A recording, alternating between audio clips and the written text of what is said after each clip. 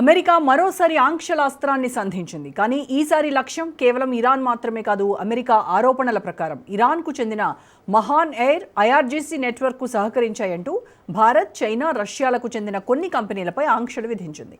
దీంతో ప్రపంచవ్యాప్తంగా కొత్త చర్చ మొదలైంది. ఇది నిజంగా ఉగ్రవాద ఆర్థిక నెట్వర్క్లపై చర్యనా, లేక ప్రపంచ శక్తి సమీకరణాలను ప్రభావితం చేసే మరో వ్యూహాత్మక అడుగా? భారత కంపెనీల పేర్లు ఈ జాబితాలో ఎందుకు వచ్చాయి? న్యూఢిల్లీ ముందున్న దౌత్య సవాళ్లేంటి? డాలర్ ఆధిపత్యం, బ్రిక్స్, డీడాలరైజేషన్ మధ్య జరుగుతున్న అసలు పోరాటం ఏంటి? Watch the story.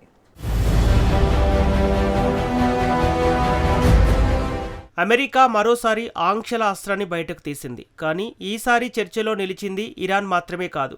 Bharat, China, రష్యాలకు చెందిన కొన్ని కంపెనీలు కూడా అమెరికా ఆంక్షల జాబితాలో చోటు దక్కించుకున్నాయి. కారణం ఇరాన్కు చెందిన మహాన్ ఎయిర్, అలాగే ఇస్లామిక్ రెవల్యూషనరీ గార్డ్ కార్ప్స్ అంటే ఐఆర్జీసీ నెట్వర్క్కు ఆర్థికంగా, సాంకేతికంగా, లాజిస్టిక్స్ పరంగా సహకరించాయన్న ఆరోపణలు. ఈ చర్యతో వాషింగ్టన్ ఒక్క విషయాన్ని చాలా స్పష్టంగా చెప్పింది: ఇరాన్పై ఉన్న ఆంక్షలను ఎవరైనా పరోక్షంగా ఉల్లంఘిస్తే వారు ఏ దేశానికి చెందిన వారైనా చర్యలు తప్పవు.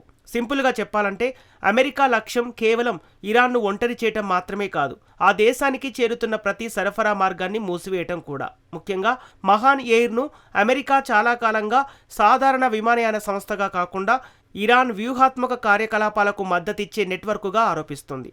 అందుకే విమాన విడిభాగాలు, సాంకేతిక సేవలు, ఆర్థిక లావాదేవీలతో సంబంధం ఉన్న సంస్థలను లక్ష్యంగా ఎంచుకుంది. అయితే అసలు ప్రశ్న ఇక్కడే మొదలవుతుంది: ఈ ఆంక్షలు నిజంగా ఉగ్రవాద ఆర్థిక నెట్వర్క్లను అడ్డుకునేందుకేనా, లేక ప్రపంచానికి మరో వ్యూహాత్మక హెచ్చరికనా? ఎందుకంటే జాబితాలో కనిపిస్తున్న దేశాలు యాదృచ్ఛికంగా లేవు. భారత్, చైనా, రష్యా ఈ మూడు దేశాలు ప్రపంచ శక్తి సమీకరణాల్లో కీలక పాత్ర పోషిస్తున్నాయి. మరో రకంగా చెప్పాలంటే అమెరికా చర్యలు కొన్ని కంపెనీలపై పడినా వాటి రాజకీయ ప్రతిధ్వని మాత్రం ప్రపంచవ్యాప్తంగా వినిపిస్తోంది. ఇప్పుడు అందరి దృష్టి ఒక్క ప్రశ్నపైనే ఉంది: ఇది కేవలం ఆంక్షల చర్యేనా, లేక మారుతున్న ప్రపంచ వ్యవస్థకు అమెరికా పంపిన బలమైన వ్యూహాత్మక సందేశమా? అమెరికా విడుదల చేసిన తాజా ఆంక్షల జాబితాలో కొన్ని భారతీయ కంపెనీల పేర్లు కనిపించడం సహజంగానే చర్చకు దారితీసింది. అయితే ఇక్కడ ఒక విషయాన్ని స్పష్టంగా అర్థం చేసుకోవాలి: ఈ ఆంక్షలు భారత ప్రభుత్వంపై కాదు, అమెరికా ఆరోపణల ప్రకారం ఇరాన్కు చెందిన మహాన్ ఎయిర్, ఐఆర్జీసీ నెట్వర్క్కు సహకరించాయని చెబుతున్న కొన్ని కంపెనీలపై మాత్రమే. కానీ అసలు ప్రభావం మాత్రం దౌత్య రంగంలో కనిపించే అవకాశం ఉంది. ఎందుకంటే ఒకవైపు భారత్, అమెరికా వ్యూహాత్మక భాగస్వామ్యాన్ని మరింత బలపరుస్తోంది, మరోవైపు ఇరాన్తో కూడిన తన భౌగోళిక, ఆర్థిక ప్రయోజనాలను కొనసాగిస్తోంది. ఇక్కడే న్యూఢిల్లీ ముందు అసలు సవాల్ నిలుస్తోంది. చాబహార్ పోర్టు నుంచి అంతర్జాతీయ ఉత్తర, దక్షిణ రవాణా కారిడార్ వరకు ఇరాన్ భారత్కు కేవలం ఒక వ్యాపార భాగస్వామి కాదు, మధ్యాసియా, యూరప్ మార్కెట్లకు చేరుకునే వ్యూహాత్మక ద్వారం కూడా. అందుకే అమెరికా ఆంక్షలు ప్రైవేట్ కంపెనీలపై పడినా వాటి ప్రభావం వ్యాపార మార్గాలపై పడే అవకాశాన్ని కొట్టిపారేయలేం. అయితే మరో విషయం కూడా గమనించాలి: గతంలోనూ భారత్ తన స్ట్రాటజిక్ అటనామీని కాపాడుకుంటూ అమెరికా, రష్యా, ఇరాన్లతో సమతుల్య సంబంధాలను కొనసాగించింది. ఇదే భారత విదేశాంగ విధానానికి ప్రత్యేక గుర్తింపు. ఇప్పుడు కూడా అదే సమతుల్యతను కొనసాగించాల్సిన పరిస్థితి కనిపిస్తోంది. మరో రకంగా చెప్పాలంటే ఈ సంక్షోభం భారత్కు ఒక పరీక్ష. అమెరికాతో వ్యూహాత్మక భాగస్వామ్యాన్ని దెబ్బతీయకుండా ఇరాన్తో ఉన్న జాతీయ ప్రయోజనాలను ఎలా కాపాడుకుంటుందన్నదే ఇప్పుడు కీలకం. ఎందుకంటే నేటి ప్రపంచంలో శాశ్వత మిత్రదేశాలు ఉండకపోవచ్చు, కానీ శాశ్వత జాతీయ ప్రయోజనాలు మాత్రం తప్పకుండా ఉంటాయి. అదే భారత విదేశాంగ విధానానికి అసలైన బలం. అమెరికా తాజా ఆంక్షలను కేవలం ఇరాన్పై తీసుకున్న చర్యగా మాత్రమే చూస్తే అసలు కథలో సగమే కనిపిస్తుంది. ఎందుకంటే ఈ నిర్ణయం వెనుక మరో పెద్ద వ్యూహాత్మక సమీకరణ దాగి ఉందనే విశ్లేషణలు వినిపిస్తున్నాయి. అది ప్రపంచ ఆర్థిక వ్యవస్థపై డాలర్ ఆధిపత్యాన్ని కొనసాగించే ప్రయత్నమా అన్నదే ఇప్పుడు ప్రధాన చర్చ. గత కొన్నేళ్లుగా చైనా, రష్యా, ఇరాన్ మాత్రమే కాదు, బ్రిక్స్ దేశాలు కూడా స్థానిక కరెన్సీల్లో వాణిజ్యాన్ని పెంచే ప్రయత్నాలు చేస్తున్నాయి.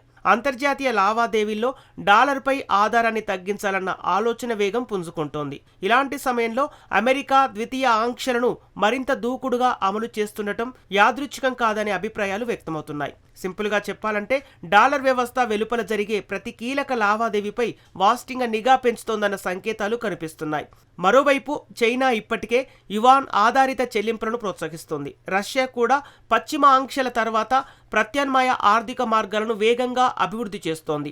ఇరాన్ కూడా అదే దారిలో నడుస్తోంది. ఈ నేపథ్యంలో మహాన్ ఎయిర్ నెట్వర్క్పై చర్యలు తీసుకోవడం ద్వారా అమెరికా కేవలం ఒక సంస్థను లక్ష్యంగా చేసుకోలేదు, ప్రపంచ సరఫరా గొలుసులకు, ఆర్థిక వ్యవస్థలకు ఒక బలమైన హెచ్చరిక పంపింది. అయితే ఇక్కడ మరో ప్రశ్న కూడా తలెత్తుతోంది. ఈ తరహా ఆంక్షలు నిజంగా ప్రత్యర్థులను బలహీనపరుస్తాయా, లేక ప్రత్యామ్నాయ ఆర్థిక వ్యవస్థలను మరింత వేగంగా నిర్మించుకునేలా ప్రోత్సహిస్తాయా?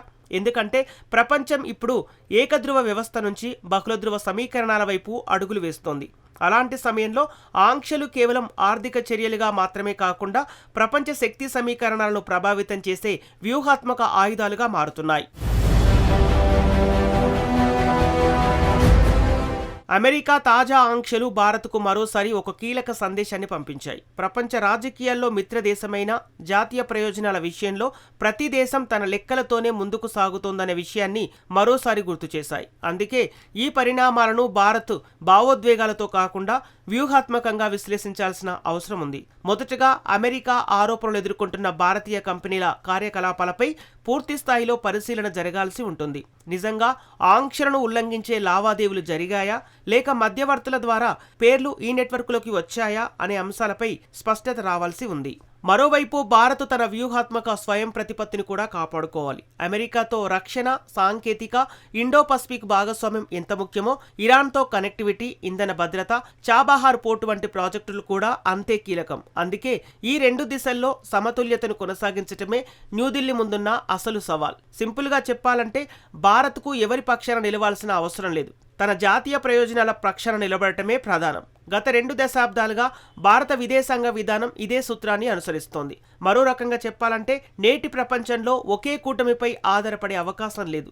బహుళ భాగస్వామ్యాలతో ముందుకు సాగే దేశాలకే ఎక్కువ వ్యూహాత్మక స్వేచ్ఛ లభిస్తోంది. అందుకే అమెరికా ఆంక్షలను ఒక సంక్షోభంగా మాత్రమే చూడాల్సిన అవసరం లేదు. ప్రపంచ శక్తి సమీకరణాలు ఎంత వేగంగా మారుతున్నాయో గుర్తు చేసే హెచ్చరికగా కూడా చూడాలి. ఇలాంటి సమయంలో దౌత్య చాతుర్యం, వ్యూహాత్మక సమతుల్యత, జాతీయ ప్రయోజనాల పరిరక్షణ, ఈ మూడింటిని సమన్వయం చేసుకోగలిగితేనే ప్రపంచ వేదికపై భారత్ తన ప్రత్యేక స్థానాన్ని మరింత బలపరుచుకోగలదు.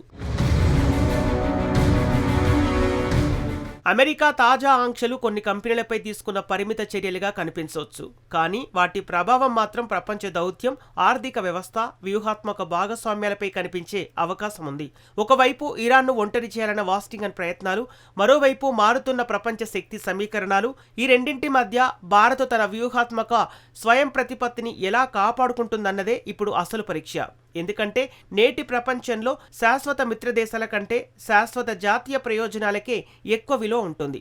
ఆ ప్రయోజనాలను కాపాడుకుంటేనే ప్రపంచ వేదికపై సమతుల్య విదేశాంగాన్ని కొనసాగించగలిగితేనే భారత్ తన ప్రత్యేక స్థానాన్ని మరింత బలపరుచుకోగలదు.